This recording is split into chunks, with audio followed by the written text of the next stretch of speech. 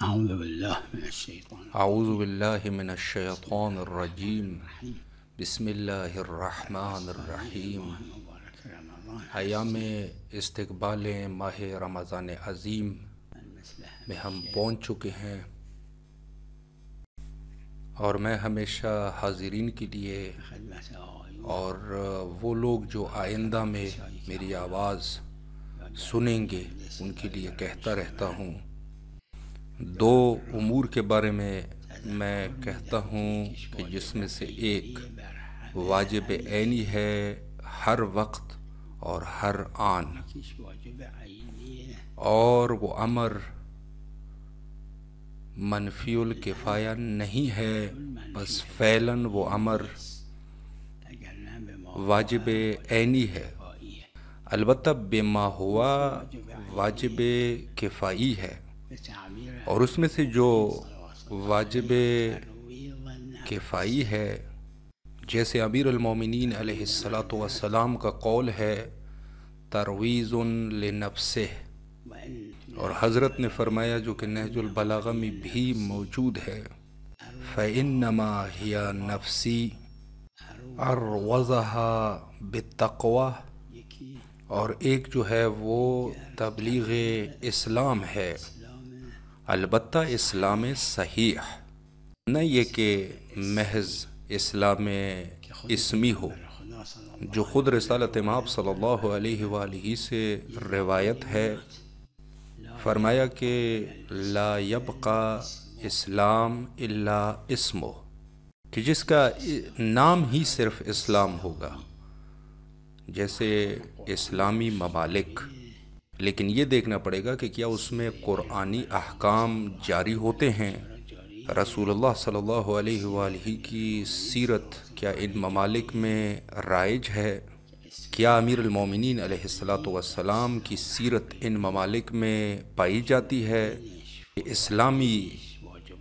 اسلام کی حقیقی تبلیغ، اس کا چاہے اصول الدین ہو یا فروغ الدین، واجبات ہو محرمات ہو، ان سب امور کی تبلیغ واجب کفائی ہے، لیکن اس وقت منفی الکفائی نہیں ہے۔ جب منفی الکفائی نہیں ہے تو جو شخص جتنی اس کی قوت ہو قدرت ہو، تو اس حالت میں وہ معذور نہیں ہے، چاہے اس کی زبان کی قدرت وہ رکھتا ہو، یا قلم کی قدرت رکھتا ہو، یا مالی قدرت رکھتا ہو، یا داد و تحسین کی قدرت رکھتا ہو، جیسی بھی قدرت ہو، قدرت سے مراد تام تکلیف کے حد تک، اس سے پہلے بھی چونکہ قدرت نہیں رکھتا تو معذور ہے، لیکن وہ لوگ جو اس چیز کی قدرت رکھتے ہو، اس حالت میں یہ واجب عینی ہے، چونکہ دنیا میں اسلامی اسمی تو ہے جو کہ غالب بھی ہے، لیکن اگر بات کی جائے اسلام حقیقی کی تو نہیں، کلی طور پہ یہ تبلیغ یہ واجب کفائی ہے، لیکن چونکہ نفی الکفائی نہیں ہے تو اس حالات میں یہ واجب عینی ہے۔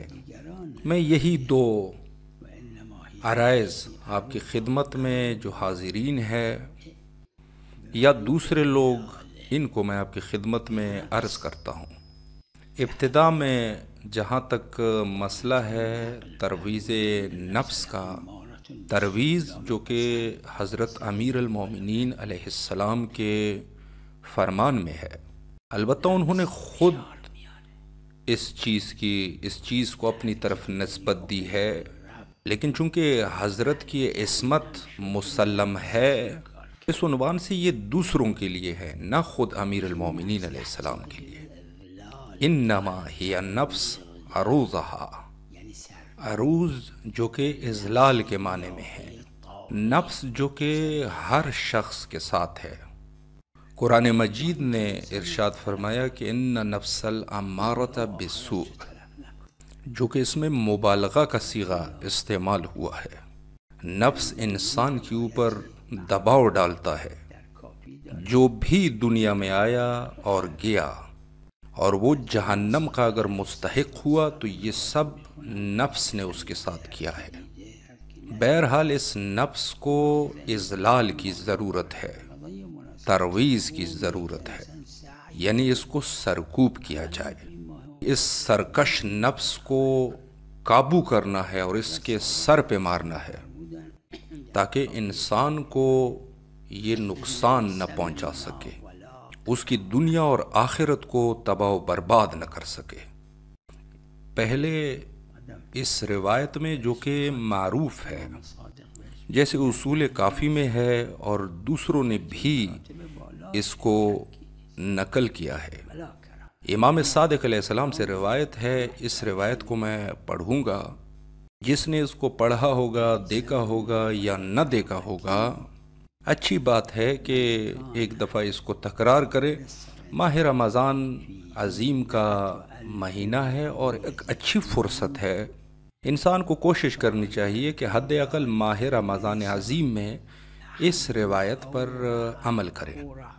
امام صادق علیہ السلام نے فرمایا، جو کہ کتاب اصول کافی میں بھی موجود ہے، لیس منا ولا کرامہ، اس شخص کے بارے میں امام صادق علیہ السلام فرماتے ہیں کہ یہ ہم میں سے نہیں ہے، البتہ یہ اوپر درجہ ہے، بلند درجہ ہے اور اس میں کوئی شک نہیں۔ فرمایا ولا کرامہ، یعنی یہ ہمارے لیے احترام کا قابل نہیں، ہم اس کا احترام نہیں کریں گے۔ لیس منا ولا کرامہ، کون ہے یہ شخص؟ من کان فی مصر فیہ 100,000 او یزیدون اورع من۔ یہ ہو سکتا ہے، اگر ایسا نہ ہوتا تو امام صادق علیہ السلام کیوں فرماتے؟ فرمایا لیس منا ولا کرامہ، یعنی ایک شخص جو ایک شہر میں زندگی گزار رہا ہے، اس شہر کی آبادی 100,000 ہے یا اس سے زیادہ۔ یہ جو او ہے، یہ جیسے قرآن میں بھی ہے، یہ یا کے معنی میں ہے، پر جو او ہے وہ یا کے معنی میں استعمال ہوتا ہے۔ فرمایا وَيَزِيدُونَ، 100,000 سے زیادہ لوگ، یعنی ایک شخص ایسے شہر میں زندگی گزار رہا ہے کہ جہاں پر 100,000 سے زیادہ ہے۔ فرمایا کہ ایک ایسا شہر کہ جہاں پر 100,000 سے زیادہ لوگ ہیں اور اس 100,000 زیادہ لوگوں میں سے یہ شخص ورع کے مقام تک تو ہے لیکن اورع نہیں ہے، پرہیزگار ہے لیکن پرہیزگار ترین نہیں ہے ان میں سے، تو فرمایا کہ یہ شخص جو ہے وہ ہم میں سے نہیں ہے، ولا اکرامہ، اور ہم ان کا احترام بھی نہیں کرتے۔ البتہ ورع کی میں درجات ہے اور اس میں کوئی شک بھی نہیں۔ کیا ہو سکتا ہے؟ یقیناً یہ سخت ہے۔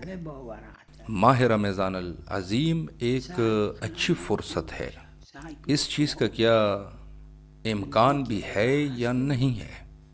جیسے ایک شہر میں 100,000 یا اس سے زیادہ لوگ ہیں، جس میں سے کچھ لوگ پرہیزگار ہے، اہل ورع ہے، البتہ ورع اور پرہیزگاری کے مراتب اور درجات ہے۔ مثلا اس شہر میں کچھ لوگ ہیں، ایک جو ہے وہ ورع میں زیادہ ہے، ایک اس سے زیادہ ہے، ایک اس سے زیادہ ہے، ایک ان میں سے ایسا ہے جو ان سب سے زیادہ اورع ہے، سب سے زیادہ پرہیزگار ہے۔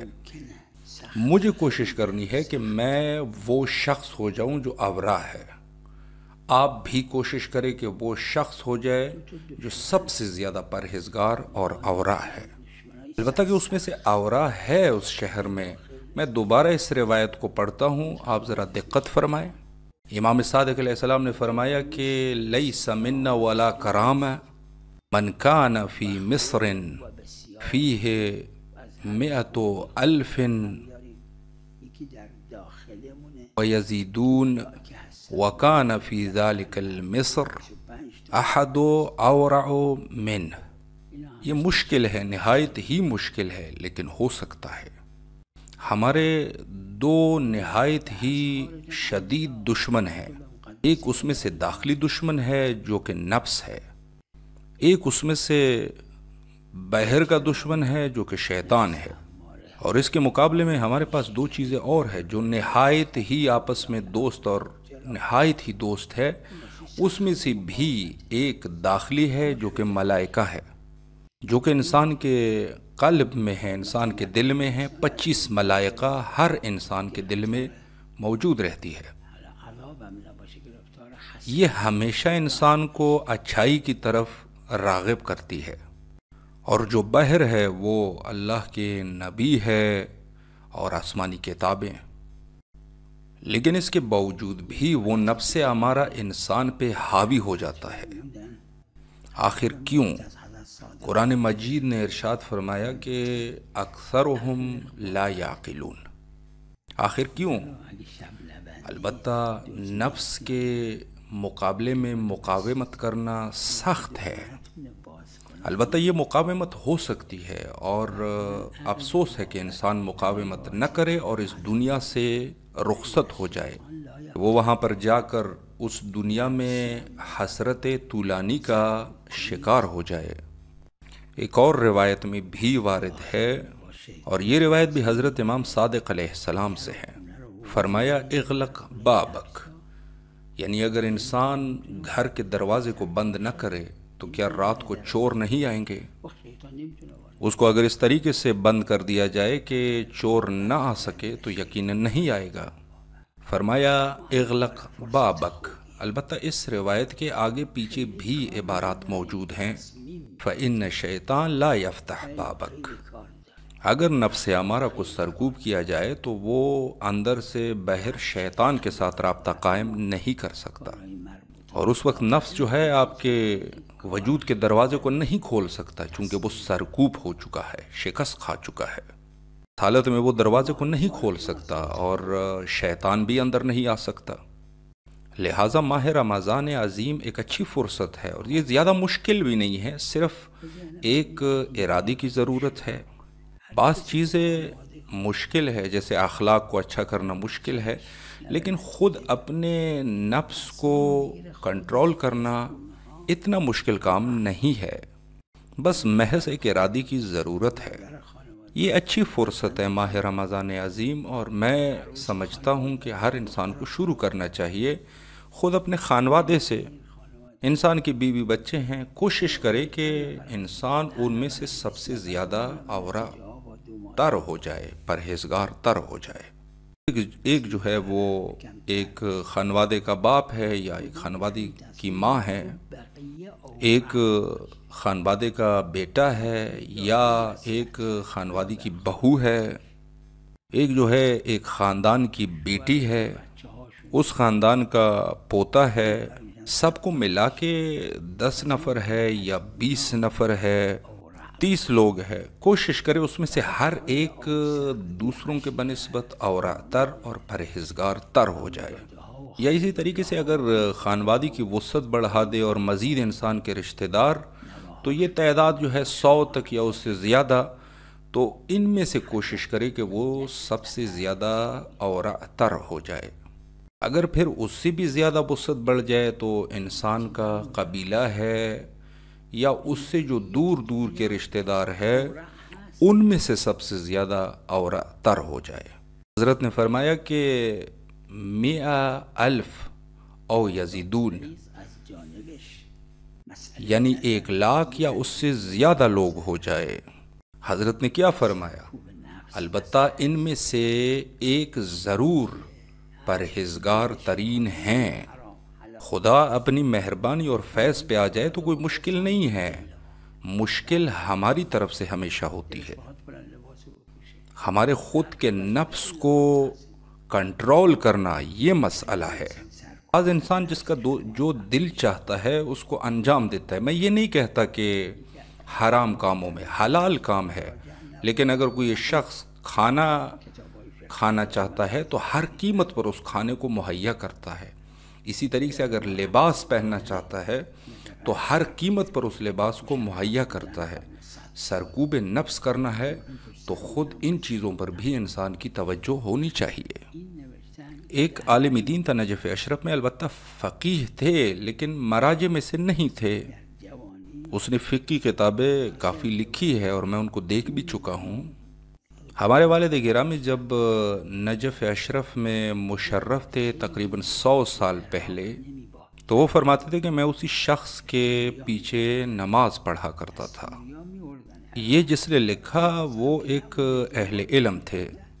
ان دنوں تقریباً 50 سال پہلے یا اس سے زیادہ جب اس نے شادی کا ارادہ کیا تھا تو عراق میں ایک کپڑا تھا کہ جو عراق میں نہیں ہوا کرتا تھا، نایاب کپڑا تھا، ملک شام میں اس کپڑے کو بنایا جاتا تھا۔ اس کپڑے کو سوریا سے یعنی شام سے لایا جاتا تھا، اور اس دور میں کوئی تجارت کا نظام بھی نہیں تھا۔ جو زائرین وغیرہ جاتے تھے وہ لے آتے تھے اور پھر کچھ مہنگے داموں ان کو اس کپڑے کو فروخت کرتے تھے۔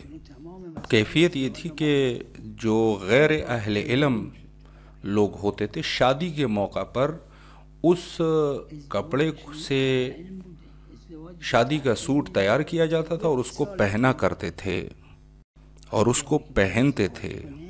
اب یہ شخص جو ہے وہ اہل علم تھے، لیکن اس کا نفس اس پر اس قدر مسلط تھا کہ انہوں نے یہ کہا کہ جب میں شادی کروں گا تو اسی کپڑے کو پہنوں گا، اور کپڑا تھا نہیں تو باقی سب شادی کے وسائل فراہم تھے، صرف کپڑا نہیں تھا۔ اس کپڑے کے خاطر وہ اپنی شادی کو نہیں کرتا، یہاں تک کہ 1 سال کا عرصہ گزر جاتا ہے، چونکہ وہ کپڑا جو ہے وہ موجود نہ تھا۔ اب اس شخص نے تقریباً اسی کپڑے کی وجہ سے 1 سال کا عرصہ لگایا تاکہ وہ کپڑا جب فراہم ہوا تو اس نے اپنے لیے، ظاہر طالب علم تھا، وہ معمولی کپڑے پہنتا بھی نہیں تھا، اسی کپڑے سے اس نے اپنی آبا کبا کو بنانا تھا تاکہ وہ شادی میں اس کو پہن سکے، اور اس پر 1 سال اس کی شادی میں تاخیر واقع ہوئی۔ ایسے شخص نے ترویج نفس کیا ہوا ہے اور ایک ایسے مقام پہ جا کے پہنچا ہے، تو اس کا نام میں نہیں لینا چاہوں گا، نجف اشرف کے معروف علماء میں سے یہ شامل ہیں۔ ہمارے والد مرحوم فرمایا کرتے تھے کہ نجف اشرف میں یہ اس قدر معروف تھا کہ اگر کوئی شخص کسی دوسرے شخص کے پیچھے نماز نہ بھی پڑھتا ہوتا تو اس شخص کے امامت میں ضرور نماز کی ادائیگی کیا کرتے تھے، یعنی ان کی عدالت کو سب قبول کرتے تھے۔ خود نجف اشرف جو کہ زہاد اور عباد اور علم کا مرکز تھا، انسان اپنے آپ کو تبدیل کر سکتا ہے۔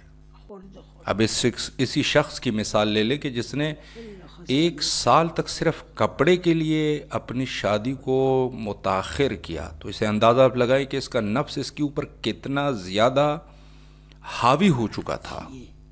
البتہ میں کوئی توہین نہیں کر رہا، میں اور آپ بھی ایسے ہی ہیں، نفس ہمارے اوپر بھی حاوی ہے۔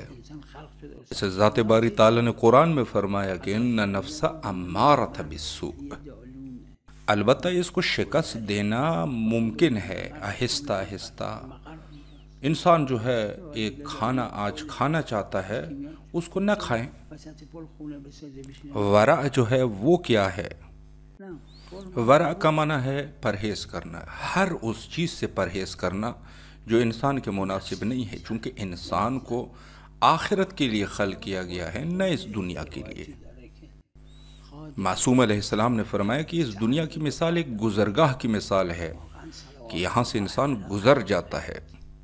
ممر یعنی گزرگاہ، اور اس کے مقابلے میں مقر ہے۔ مقر جو ہے وہ اس دنیا کو کہا جاتا ہے۔ ایک اور روایت میں دنیا کو پل سے تعبیر کیا گیا ہے۔ کیا انسان پل سے گزرتے ہوئے وہاں پر بیٹھ جائے اور دسترخوان لگائے اور وہاں پر کھانا وغیرہ کھائیں؟ نہیں، بلکہ پل کا مطلب یہی ہے کہ وہاں سے گزر جاؤ۔ البتہ نفس انسان کو نہیں چھوڑتا۔ ایک اور روایت میں ہے کہ خادعو انفسکم، اور یہ ایک نہایت ہی عظیم تعبیر ہے جو حضرت نے فرمایا، واقعاً صلوات اللہ علیہم اہل البیت۔ اگر یہ تعبیرات نہ ہوتے تو ہم نہیں سمجھتے، اور انسان کو فریب دیا جاتا ہے، نفس انسان کو فریب دیتا ہے۔ انسان اس میں دھوکہ نہ کھائے۔ فرمایا خادعو انفسہم، خادعو مفاعلہ کا صیغہ ہے، وہ آپ کو دھوکہ دینے کی کوشش کرے گا، صبح شام کوشش کرے گا، اور انسان کے وجود میں بھی ہے، اور بدتر ہو جائے گا اگر شیطان اندر آ جائے۔ بالکل منافقین کی طرح ہے، جو کہ مشرکین سے بھی بدتر ہوتے ہیں۔ جیسے قرآن میں فرمایا ہم العدو۔ کب قرآن نے یہ کہا؟ کہ اس دور میں کہ جب منافقین رسول اللہ سے لڑتے تھے، جنگیں کرتے تھے، برے الفاظ کے استعمال کرتے تھے، حتیٰ شعر کہتے تھے، اس دور میں قرآن نے رسول اللہ کو فرمایا یا رسول اللہ، آپ کے دشمن یہ مشرکین نہیں ہیں جو آتے ہیں قتل کرنے کے لیے مدینہ منورہ سے مکہ مکرمہ تک، تو کہ جو کہ 400 کلومیٹر ہے، فوج کو لاتے ہیں اور لوگوں کو قتل کرتے ہیں۔ البتہ جب آتے ہیں تو آخر میں شکست ہی کھاتے ہیں۔ پھر بھی فرمایا کہ وہ آپ کے دشمن نہیں ہے، یہ جو داخلی منافقین ہے اصل دشمن یہ ہے۔ فرمایا ہم عدو فاحذر، یہ آپ کے دشمن ہے، ان سے ڈریں۔ اصل دشمن یہ نفس ہے جو انسان کے اندر ہے۔ کیوں اللہ نے اس نفس کو خلق کیا؟ چونکہ آپ کا امتحان لینا مقصود تھا۔ اللہ نے نفس کو بھی خلق کیا اور ہر انسان کے دل میں ملائکہ کو بھی رکھا۔ بس اللہ نے قرآن میں فرمایا کہ میں چاہتا ہوں کہ تم لوگوں کا امتحان لے سکوں۔ جہاں کی اوراق کی بات ہے تو انسان جو ہے وہ خود اپنے خانوادہ سے شروع کریں اور پھر اس کے بعد دائرے کو وسیع کرتا جائے۔ اسی طریقے سے دائرے کو وسیع کرتے جائے، اپنے دور کے رشتہ دار، پھر جو ہے وہ اپنے گاؤں، پھر اپنے شہر، اور یہ جو ہے اسی طریقے سے دائرے کو وسیع کرے اور خود اوراق کے مقام تک پہنچے۔ البتہ کہ ان لوگوں میں سے ایک اورا ضرور ہے، یہ کہے کہ اگر دوسرا اورا ہے کیوں میں نہ ہو جاؤں، کیوں آپ نہ ہو جائیں، ہم کیوں اورا نہ ہو جائے۔ البتہ زیادہ بھی مشکل نہیں ہے، بس ایک ارادے کی ضرورت ہے کہ انسان ارادہ کر لے۔ البتہ اپنی جگہ پر سختی ہے، لیکن سب سے مہم چیز ارادہ ہے۔ اس میں جیسے زیارات ہے، احادیث ہے اور دعائیں ہیں، یہ سب چیزیں ظاہر ہے کہ معصومین علیہ السلام سے ہم تک پہنچی ہے، اور یقیناً اس کام میں یہ مؤثر ہے تاکہ انسان جو ہے وہ نفس کی ترویج کر سکے، یعنی نفس کو شکست دے سکے، تذلیل کر سکے، یعنی ذلیل کر سکے نفس کو، یعنی نفس جو ہے اس کو عزیز نہ رکھے، نہ اس معنی میں کہ انسان روح کو، خود اپنے آپ کو عزیز رکھے، نہ یہ کہ نفس کو عزیز کرے، نفس جو ہے اس کے اوپر حکومت نہ کر سکے، اور یہ ہونے کے قابل ہے۔ اب ماہ رمضان آنے والا ہے اور اس شخص جو کہ ترویج کر رہا ہے آہستہ آہستہ، تو انشاءاللہ کامیاب بھی ہو جائے گا، انشاءاللہ کہ میں اس میں سے ہو جاؤں اور انشاءاللہ آپ ہو جائیں۔ البتہ اگر اس درجے تک بھی نہ پہنچے، جیسے حضرت نے فرمایا کہ لیس لنا ولا کرامہ، البتہ اس سے کم درجے پر ہو، تھوڑا سا کم درجے پر ہو، اور یہ اتنا بھی کم درجہ نہیں ہے۔ جو فرمائشات معصومین علیہ السلام کے میں نے آپ کی خدمت میں عرض کی، یہ یقیناً مددگار ہے اس مہم میں۔ اسی نہج البلاغہ میں حضرت کا ایک فرمان ہے جو کہ دنیا سے مخاطب ہیں، میں اس میں سے ایک حصہ بیان کرتا ہوں اور آپ پھر جا کے اس کی تفصیل دیکھیں۔ حضرت نے فرمایا کہ دنیا میں اللہ کی بنا کچھ اس طریقے سے ہیں، اللہ کی تقدیر کچھ ایسی ہے کہ اللہ جب کسی کو ایک نعمت دیتا ہے تو اس سے ایک نعمت لے بھی لیتا ہے۔ حضرت نے فرمایا انما، جو کہ حصر ہے، انتم فی هذه الدنیا لا تنالون نعمہ الا بفراق اخرى۔ جب انسان کے پاس پیسے آ جاتے ہیں تو ظاہر ہے اس سے کھا سکتا ہے، پی سکتا ہے، پہن سکتا ہے، لیکن اس کے بدلے میں ایک اور نعمت انسان سے لی جاتی ہے، وہ نعمت مانوی نعمت بھی ہو سکتی ہے، وہ نعمت ظاہری نعمت بھی ہو سکتی ہے۔ یہ ضروری نہیں ہے کہ تمام کے تمام نعمات ایک جگہ پر جمع ہو جائے۔ عباسی خاندان کو اگر آپ دیکھیں، جو کہ 36 یا 37 حکمران ہے، ان میں سے کسی ایک کی بھی طولانی عمر نہیں تھی، اور اس میں سے سب کے سب جو ہے وہ بیمار تھے۔ ہارون الرشید کے بارے میں لکھتے ہیں کہ وہ ایک دفعہ کہیں جا رہا تھا، اور اس میں کوئی شک نہیں ہے کہ وہ جہنم کا مستحق ہے اور ہم فیہا خالدون میں سے ہے۔ ہارون سفر کر رہے تھے اور اس کے ساتھ ان کا کوئی دوست بھی تھا، تو اس سفر میں ہارون نے اپنا قمیص اوپر کیا تو اس کے پیٹ پہ انار کی طرح ایک دانہ تھا۔ شاید ہو سکتا ہے کہ وہ اس زمانے میں، چونکہ اس کی تشخیص نہیں ہوتی تھی، شاید کینسر تھا، جو بعد میں اسی سے اس کی موت بھی واقع ہوئی تھی۔ تو ہارون نے کہا اس شخص سے کہ میری حالت یہ ہے، اور میرے جو بچے ہیں امین اور مامون، وہ آپس میں لڑ رہے ہیں۔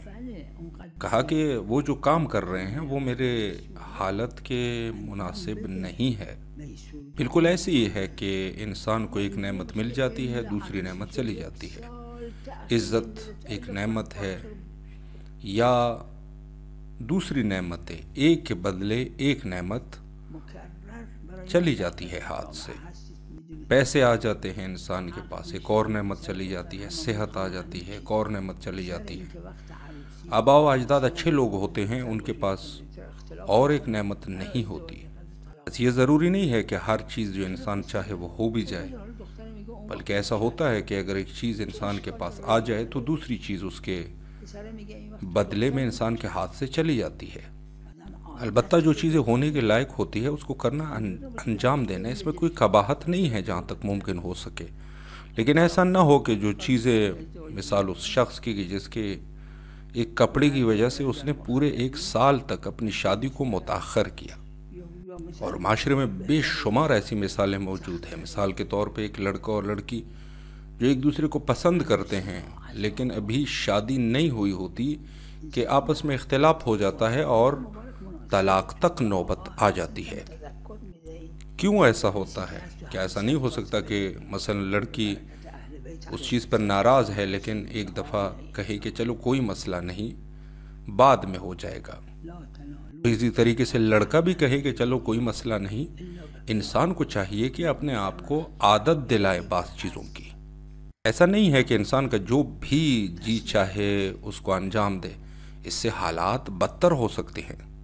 مثال کے طور پہ طلاق بھی ہو جاتی ہے تو اب اس کو دوسری شادی کرنی ہوگی۔ اب اس کو جو ہے وہ کیا جنت سے اس کے لیے ایک شخص کو لایا جائے گا اس شخص کے بدلے میں، یا تو وہ ایسے ہی ہوگا، یا اس سے کچھ بہتر، یا اس سے کچھ زیادہ ہی بدتر۔ اسی طریقے سے ہمارے محافل اور مجالس، ماہ رمضان مناسب ہے، انسان دوسرے لوگوں کو بھی تذکر دے سکتا ہے۔ جہاں تک مجالس کا تعلق ہے، اہل بیت علیہ السلام کے فضل و کرم سے پوری دنیا میں یہ سلسلہ جاری ہے، ہیئت کی شکل میں، مجالس کی شکل میں۔ جیسے اس فرمان میں ہے کہ ایک نعمت کے بدلے میں ایک نعمت چلی جاتی ہے، تو انسان جو شرائط ہے اس کو قبول کرنا چاہیے، حالات کے سامنے تسلیم ہو جائے۔ ایک اور روایت میں بھی وارد ہے، المومن آکل بالشہوہ، ایک منافق ہو یا غیر مومن، اس فرمان میں جو اہل ہے یعنی وہ لوگ جو اس کے ساتھ زندگی بسر کر رہے ہوتے ہیں، جیسے انسان کے والدین ہوتے ہیں، بچے ہوتے ہیں، یا دوسرے فیملی اراکین جن کی شادیاں نہیں ہوئی ہوتی، مثلا وہ کوئی چیز پکاتے ہیں گھر میں کھانے کے لیے، آپ کو پسند نہیں بھی ہے تو اس کو کھا لیجئے، کہ ایسا نہ ہو کہ خدا نخواستہ آپ جو ہے اس سے کوئی بدتر مسائل میں پھنس جائے، اور اس کے بدلے میں اگر آپ سے ایک عظیم نعمت جو ہے وہ ہاتھ سے چلی جائے، اور اس وقت یہ انسان جو ہے وہ اس قدر مطمئن ہوگا، آرام سے سوتا رہے گا رات کو، چونکہ یہ اس چیز کے پیچھے نہیں ہے کہ اگر ایک کام کرنا چاہے اور وہ نہ ہو جائے پھر جو ہے اس کو غصہ آ جائے اور راتوں کو اس کو نیند نہ آئے۔ ایک اور فرمائش حضرت امیر المومنین علیہ الصلوۃ والسلام ہے جو کہ نہج البلاغہ میں موجود ہیں، مرارت الدنیا حلاوت الآخرہ۔ جو دنیا کی مٹھاس ہے، وہ جو دنیا کی کڑواہٹ ہے، وہ آخرت کی مٹھاس ہے۔ انسان کے بالآخر زندگی میں بہت سارے مسائل ہوتے ہیں، بہت ساری مصیبتیں ہوتی ہیں، مشکلات ہوتے ہیں۔ ان مشکلات کے باوجود انسان یہ سوچے کہ آخرت جو ہے وہ کس قدر اجر و ثواب ہے اس کے بدلے میں۔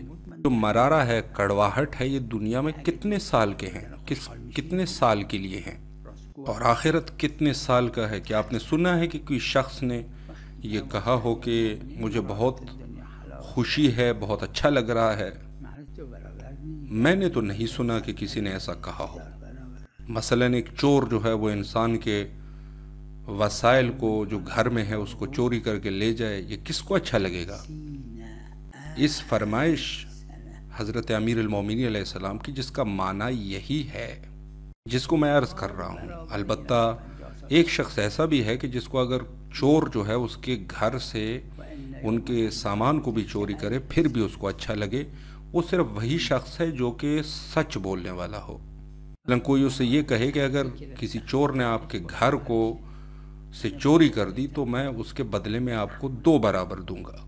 مثال کے طور پہ ایک فریج ہے اس کی جس کی 5 ملین قیمت ہے، اور اس کو کہا جائے کہ اگر اس کو لے جائے تو میں 10 ملین آپ کو دوں گا۔ یا اگر قالین ہے تو قالین کو اگر کوئی چوری کرے گا 5 ملینز کی ہے تو میں آپ کو 10 ملین دوں گا۔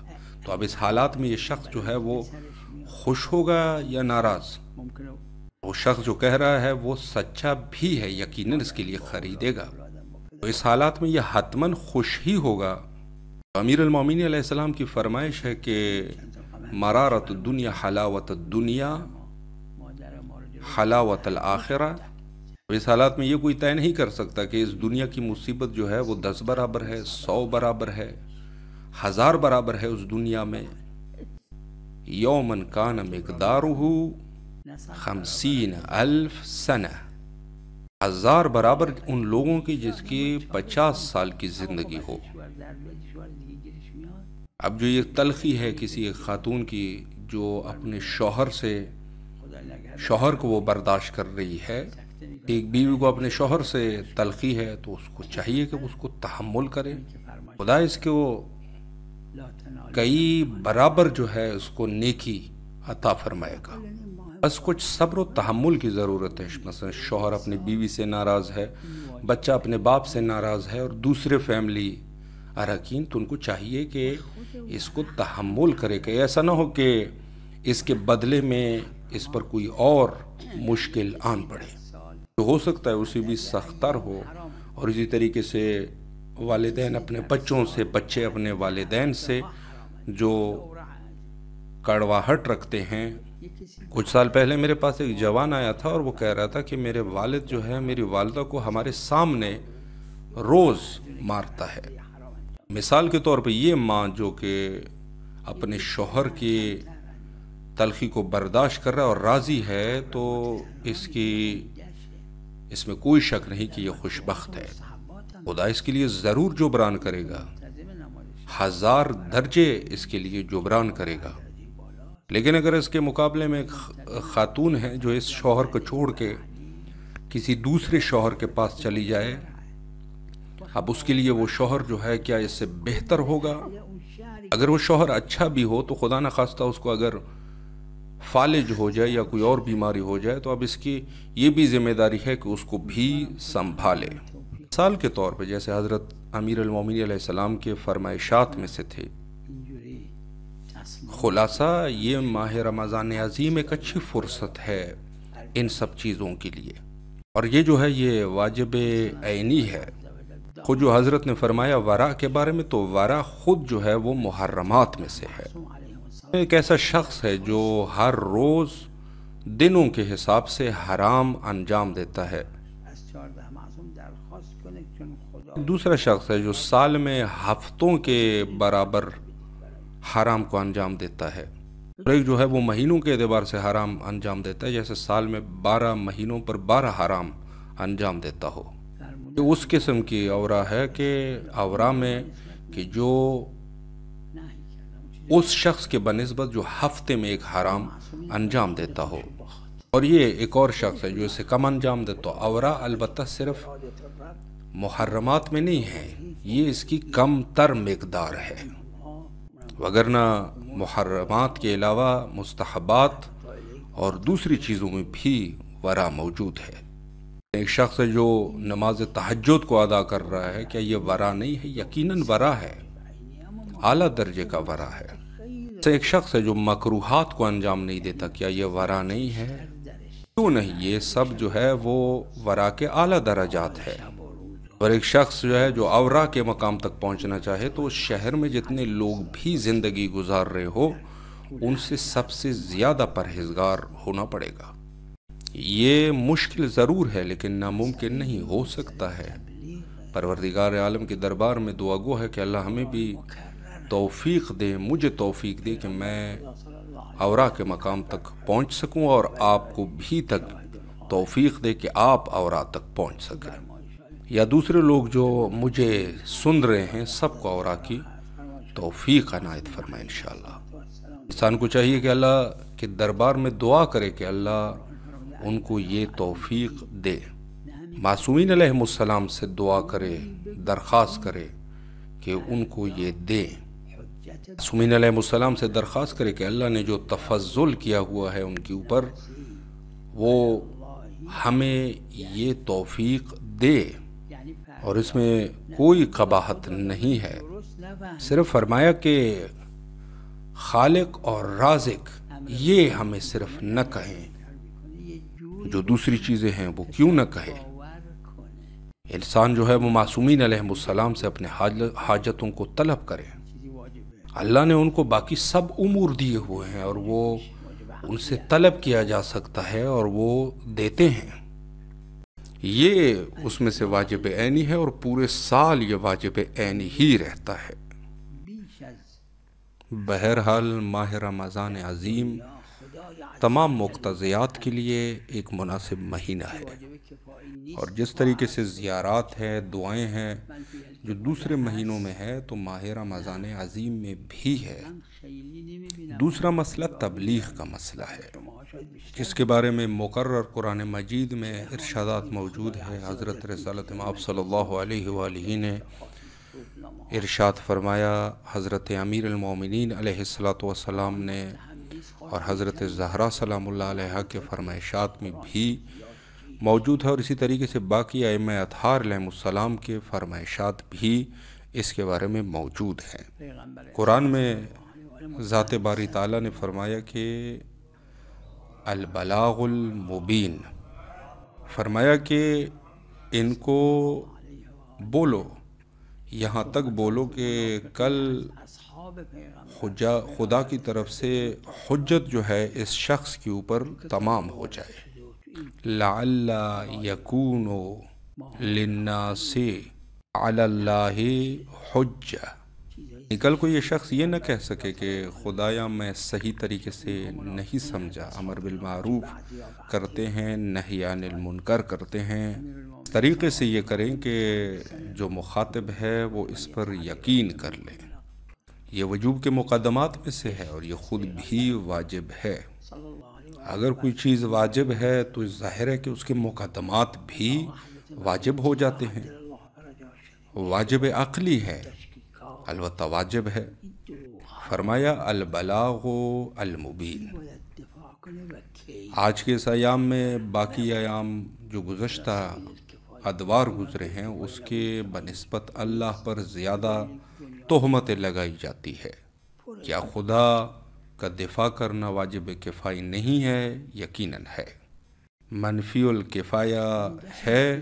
جی بالکل، میں سمجھتا ہوں کہ نہیں، بلکہ میں دیکھتا رہتا ہوں اور شاید آپ مجھ سے زیادہ بھی جانتے ہو۔ آج سوشل میڈیا میں، اخباروں میں اور دیگر جگہوں پہ اللہ سبحانہ و تعالیٰ کے خلاف کیا اتہام لوگ کرتے ہیں۔ قرآن کی اہانت نہیں ہوتی دنیا میں، جیسے قرآن کو جلانا، قرآن کے خلاف گفتگو کرنا زیادہ ہے کہ آج کے اس دور میں رسول اللہ صلی اللہ علیہ وآلہ پر تہمتیں نہیں لگائی جاتی۔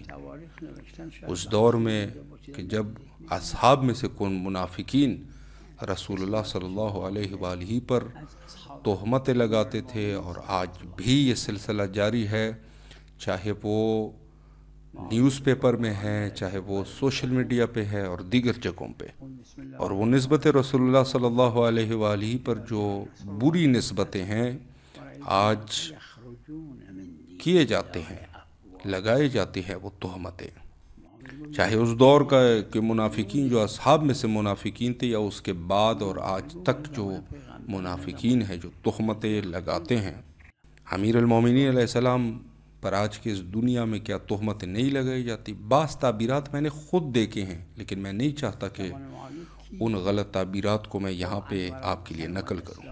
نہایت ہی غلط تعبیر رسول اللہ صلی اللہ علیہ وآلہ کے بارے میں، امیر المومنین علیہ السلام کے بارے میں جو لوگ آج بھی لگاتے ہیں۔ اسی طریقے سے حضرت امام زمانہ عجل اللہ تعالیٰ فرجہ الشریف پر، جس میں سے جھوٹ شامل ہے، تشکیک شامل ہے، اہانت شامل ہے، جو حضرت پر لگاتے ہیں، کون اس کی دفاع کرے گا اور کب کرے گا؟ لہٰذا سب کے اوپر واجب ہے کہ وہ دفاع کرے۔ واجب کفائی جس کی نفی الکفایہ ہو چکی ہے، پس یہ واجب عینی ہے، سب کے اوپر ضروری ہے کہ دفاع کرے۔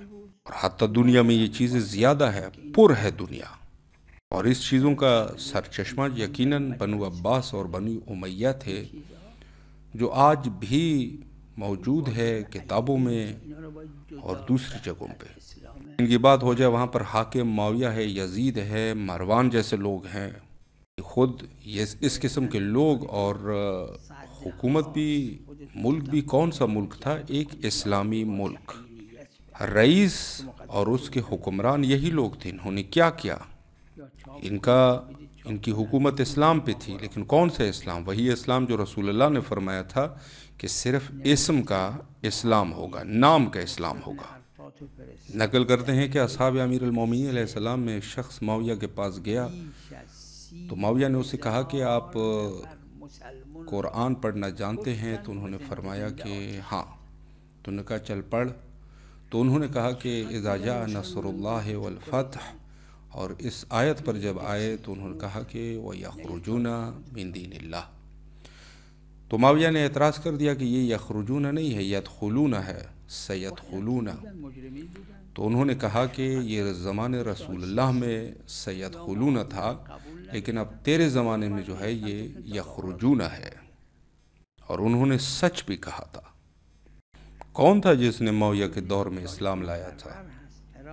اصل اسلام لوگ حضرت رسالت مآب صلی اللہ علیہ وآلہ اور امیر المومنین علیہ السلام کے دور میں اسلام لائے تھے، اور اسی طریقے سے باقی جو ظالمین تھے کوئی اسلام نہیں لایا تھا۔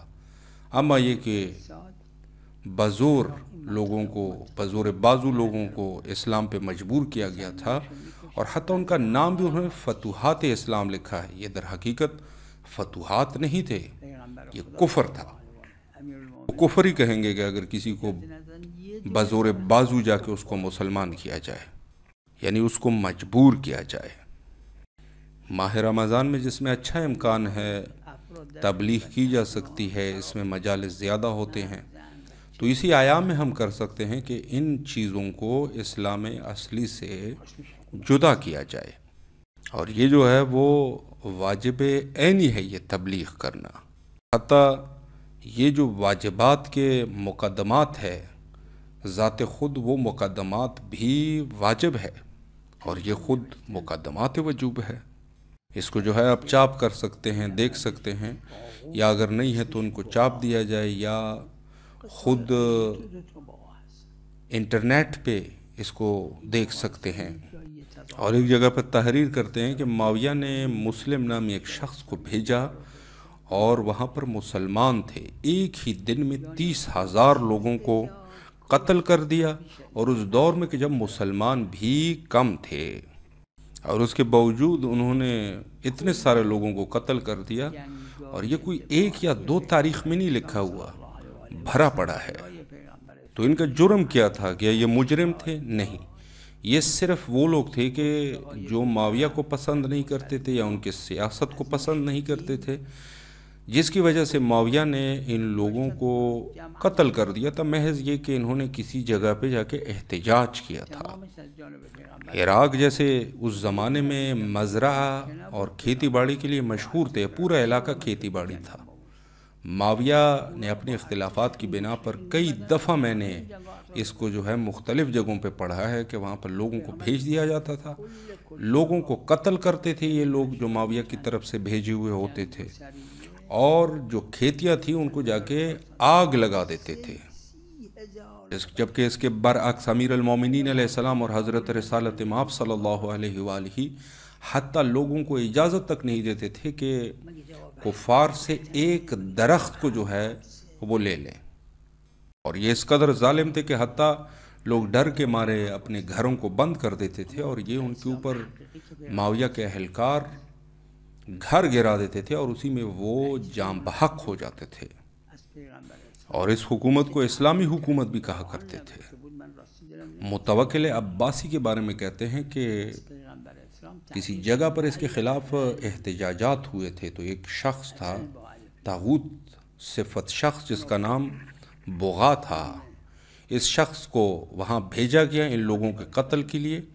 بعض تواریخ میں لکھا ہے کہ 30,000 لوگوں کو قتل کر دیا تھا، اور بعض میں یہ ہے کہ 30,000 سے زیادہ لوگوں کو اس نے قتل کر دیا تھا، محض اس جرم پہ کہ وہ متوکل کے خلاف احتجاج کر رہے تھے۔ اور اگر آپ حضرت رسالت مآب صلی اللہ علیہ وآلہ کے دور کو ملاحظہ کریں تو جو 83 جنگی ہوئی ہے اس میں صرف کفار اور مسلمین کی طرف سے 1400 لوگ مارے جا چکے ہیں، اور یہ 1400 لوگ دونوں طرف سے تھے۔ البتہ رسول اللہ کی جنگیں سب کے سب دفاعی جنگیں تھی، چونکہ کوئی بھی جنگ جو ہے وہ کفار جو ہے وہ لشکر کے ساتھ آ جاتے تھے، اور رسول اللہ مدینے سے بہر صرف دفاع کے لیے چلے جاتے تھے، اور آخرکار شکست خوردہ بھی ہو جاتے تھے وہ لوگ۔ اس پورے جنگوں میں، اس 83 جنگوں میں جو صرف 1400 لوگ مارے گئے ہیں وہ بھی دفاع کی شکل میں، اور اگر آپ معاویہ کے دور کو دیکھیں تو وہاں کہاں یہ 1400 لوگ اور کہاں 30,000 لوگ جو ایک جگہ پہ، اور وہ بھی محض اس وجہ سے کہ یا معاویہ ان کو پسند نہیں کرتا تھا یا یہ لوگ معاویہ کے خلاف احتجاج کرتے تھے۔ آپ لوگوں کے ساتھ یہ کریں گے کہ اگر کوئی شخص جو ہے آپ کے خلاف کوئی بات کرے تو بات کا جواب آپ جا کے اس کو قتل سے دیں یا جا کے اس کو زندان میں ڈال دیں؟ جی، یہ بنی امیہ کے قوانین میں سے تھا، بنو عباس کے قوانین میں سے تھا، لیکن جو حقیقی اسلام ہے وہ اس چیز کی منافی کرتا ہے۔ رئیس المنافقین نے جو تعبیر رسول اللہ صلی اللہ علیہ وآلہ کے لیے استعمال کی تھی، اگر قرآن میں یہ نہ آتا تو میں اس کو نقل نہ کرتا۔ شخص نے رسول اللہ صلی اللہ علیہ وآلہ کے بارے میں کہا الازل، الازل یعنی الف لام کے ساتھ، یہ منافق جو مدینہ میں تھا۔ رسول اللہ صلی اللہ علیہ وآلہ نے اس شخص کے ساتھ کیا سلوک کیا؟ کچھ نہیں۔ اور الازل جو افعل و تفضیل ہے، اور جو علوم عربیہ سے واقف ہے ان کو پتہ ہے کہ الف لام کے ساتھ جب افعل و تفضیل کا استعمال ہوتا ہے، یہ دوسرا افعل و تفضیل جو ہے وہ کوئی حجم اس کا ہوتا ہے، لیکن جب الف لام کے ساتھ افعل و تفضیل آ جائے تو اس کا حجم نہیں ہوتا، اس سے بہر ہوتا ہے۔ اور جب یہ شخص بعد میں مرا تو قرآن مجید نے ان منافقین کے بارے میں رسول اللہ صلی اللہ علیہ وآلہ سے اس طرح فرمایا تھا۔ رسول اللہ صلی اللہ علیہ وآلہ نے قرآن کے مطابق عمل کرتے ہوئے اس کے جنازے میں بھی شرکت کی، اس کو دفن بھی کیا، اور حتیٰ اپنا پیراہن بھی اس کو دیا کہ اس کے جنازے پر اس کو رکھ دیا جائے۔ اور جہاں تک میرے ذہن میں ہے کہ روایت جو ہے حضرت امام صادق علیہ السلام سے ہے، اصول کافی میں فرمایا کہ یہی اخلاق جو ہے وہ سبب بنا کہ 1000 منافقین جو ہے وہ اپنے نفاق سے دستبردار ہوئے۔ اسی اشخاص میں سے ایک شخص عبداللہ نے کہا کہ کیا قرآن مجید میں یہ نہیں ہے کہ ان لوگوں کے اوپر جو ہے نماز نہ پڑھیں؟ رسول اللہ سے مخاطب کر کے کہا۔ رسول اللہ صلی اللہ علیہ وآلہ نے توجہ نہیں فرمائی اور ان کو کچھ نہیں کہا، اور یہ بدبخت شخص، اس کو یہ پتہ نہیں تھا کہ ہر نہیں جو ہے وہ حرام پہ دلالت نہیں کرتی۔ رسول اللہ صلی اللہ علیہ وآلہ بہتر جانتے تھے، اور یہ جو نہیں تھی یہ تحدید کے لیے نہیں تھی۔ مثال کے طور پہ جیسے ایک باپ اپنے بچے کو کہتا ہے کہ اگر آپ نے نمبر اچھے نہیں لیے تو میں آپ کو گھر آنے نہیں دوں گا۔ اب کیا ہے، باپ اگر وہ اچھے نمبر نہیں لے کے آتا تو اس کو اگر گھر نہیں چھوڑ رہے تو کیا یہ اچھا کر رہے ہیں؟ اگر تربیت کے لیے ہو تو پھر بات کچھ اور ہے۔ اب یہاں پہ جو نہیں استعمال ہوئی تھی وہ نہیں جو ہے تحدید کے لیے تھی، اور رسول اللہ اس بدبخت نادان شخص سے اچھی طرح سمجھتے تھے اس مسئلے کو۔ شخص نے جو تعبیر رسول اللہ صلی اللہ علیہ وآلہ کے لیے استعمال کی، جو کہ لغت عرب میں سب سے بدتر تعبیر ہے، رسول اللہ صلی اللہ علیہ وآلہ نے اس شخص کو پر نماز پڑھی، البتہ چوتھی تکبیر کے بعد انہوں نے اس شخص پہ نفرین فرمائی۔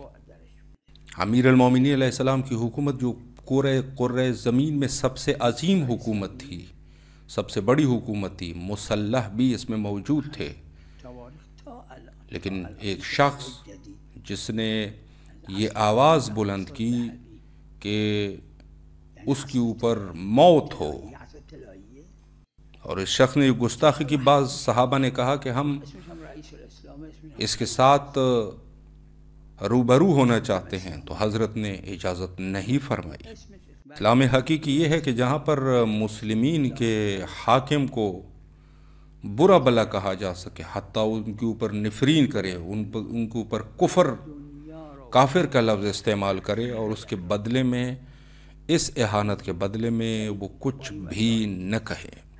یہی مقام ہے کہ جہاں پر فرماتے ہیں کہ سیدخلون فی دین اللہ افواجا، اور بنو عباس کے بارے میں نقل کرتے ہیں کہ مامون، امین یا متوکل یا اس سے اوپر جو حکمران تھے، اور ہارون الرشید اور مأمون سرخس میں، ان حکمرانوں نے ایک کنواں بنایا ہوا تھا، اور اس کنویں کا نام رکھا گیا تھا برکت الاسبوع، برکت الصبا۔ اس میں انہوں نے وحشی درندوں کو پالا ہوا تھا۔ جو شخص بھی ان کے ساتھ مخالفت رکھتا تھا، اس کو اس کنویں میں ڈال دیتے تھے، اور اس وحشی درندوں کو بھوکا رکھا ہوتا تھا، فوراً اس کے اوپر حملہ کر دیتے تھے، اور اس کو زندہ زندہ وہ ٹکڑے ٹکڑے کر کے کھاتے تھے۔ اس بارے میں بہت ساری گفتگو ہے، لیکن اس ہارون کے اس برکت الصبا میں یہ نقل کرتے ہیں کہ اس میں 40 وحشی درندے انہوں نے رکھے ہوئے تھے۔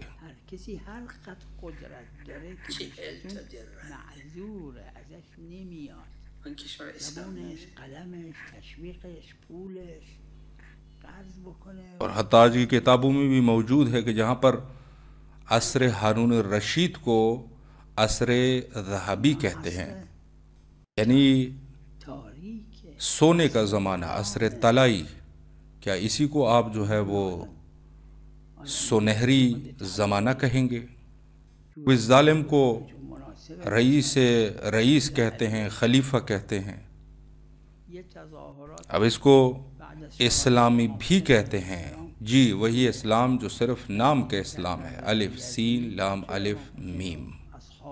اب ان سب معاملات کو دنیا والوں کے لیے کب روشن کیا جائے گا، اور کون روشن کرے گا؟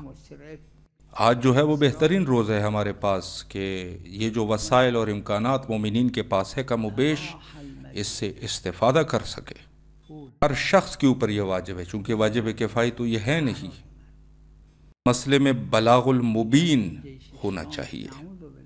امیر المومنین علیہ السلام نے کمیل کو عراق کے ایک علاقے ہیت میں بھیجا، عراقی جانتے ہیں اس علاقے کو، اس علاقے کا نام ہیت تھا جو آج بھی موجود ہے۔ کمیل حضرت امیر المومنین علیہ السلام کی طرف سے اس علاقے میں گئے، وہاں پر معاویہ نے اس علاقے میں لوگوں کو بھیجا۔ اب یہ لوگ جو ہے وہ مسلمان تھے، حضرت امیر المومنین علیہ السلام کو مانتے تھے یا نہیں مانتے تھے، لیکن معاویہ کے ضد میں تھے کہ رسول اللہ صلی اللہ علیہ وآلہ نے امیر المومنین علیہ السلام کے بارے میں فرمایا تھا کہ علی مع الحق والحق مع علی، نہ یہ کہ معاویہ کے لیے کہا ہو۔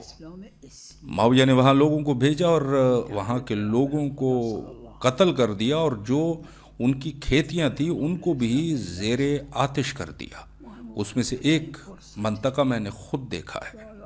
حقیقی اسلام امیر المومنین علیہ السلام کا اسلام ہے، اور اس کو ہم کب دنیا تک پہنچائیں گے؟ کون اس کو پہنچائے گا؟ اب جس کی جو طاقت ہے اور اس طاقت سے زیادہ وہ عاجز ہو، اس طاقت کے مطابق استعمال کرے، اپنے پیسوں کا استعمال کرے، زبان کا استعمال کرے، قلم کا استعمال کرے، جہاں تک وسعت ہے وہاں تک استعمال کرے اس کا، کہ اس اہم چیزوں کو لوگوں تک پہنچا سکے۔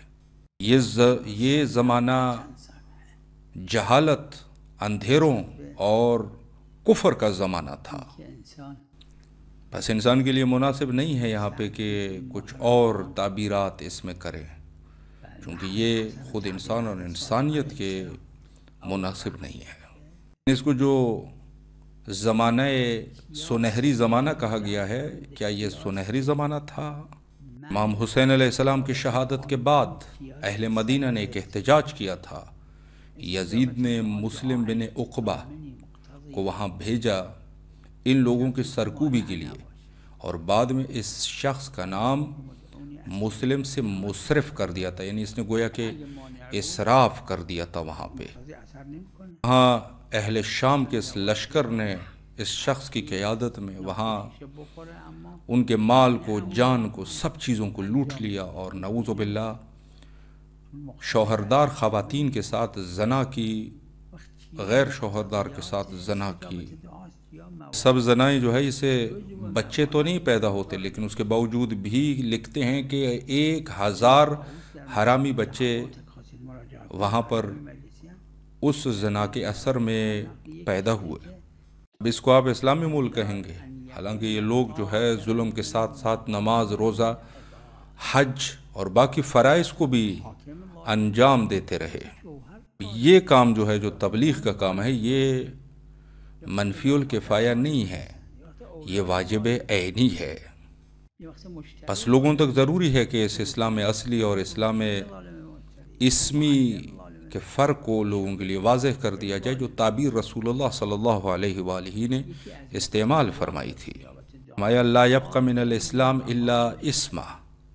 ماہ رمضان عظیم ایک اچھی فرصت ہے، ان اچھی فرصتوں میں سے اچھی فرصت کہ ہم ان چیزوں کو لوگوں کے لیے واضح کر سکیں۔ میں نے کچھ چیزیں اور بھی لکھی ہے، البتہ وقت زیادہ ہو چکا ہے، لیکن اگر اس کو بھی بیان کروں تو یہ تو بہتر ہے، البتہ کہ ہمارا وقت جو ہے وہ تھوڑا طولانی ہو چکا ہے۔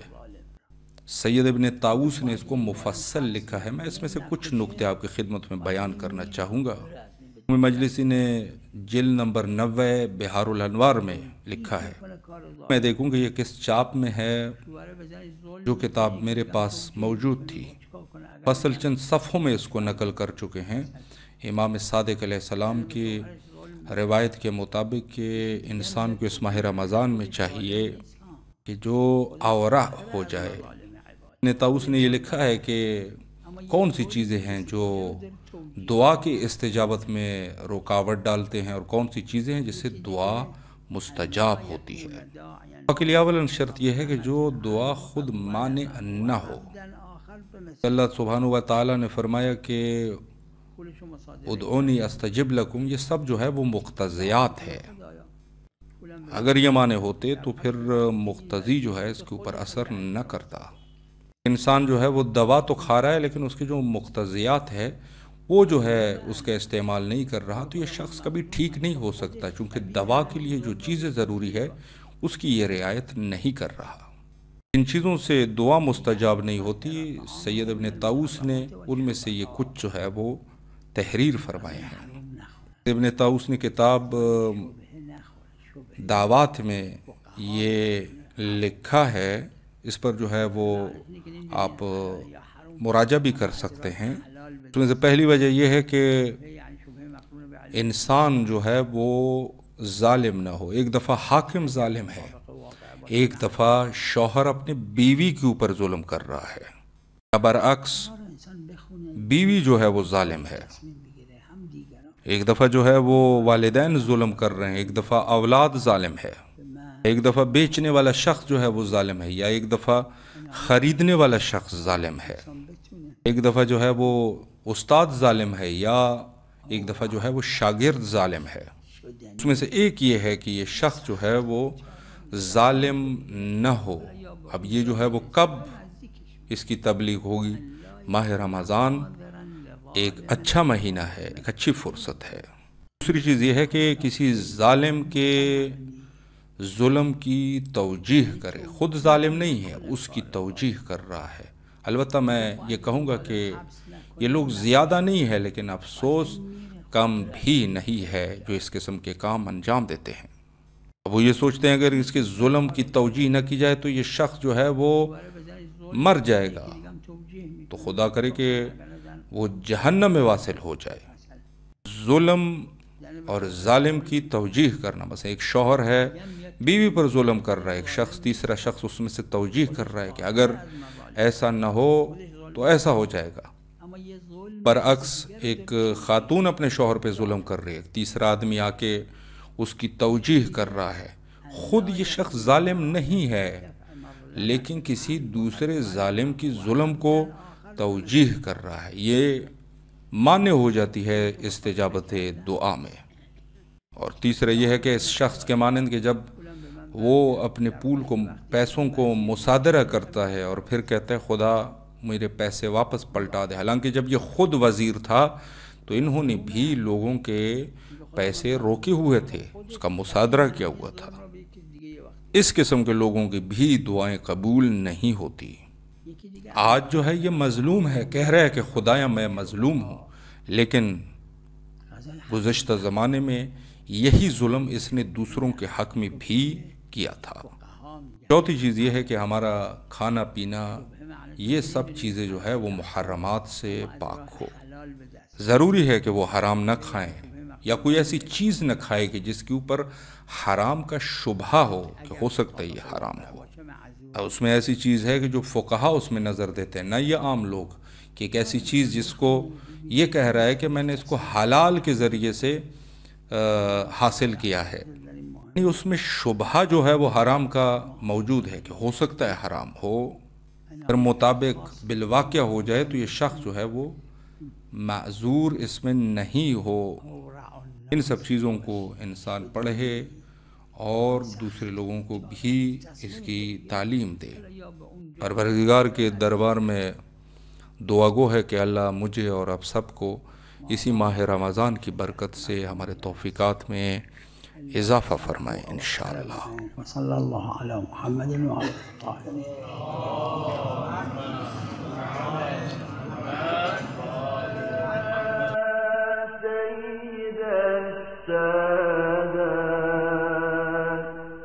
Yeah.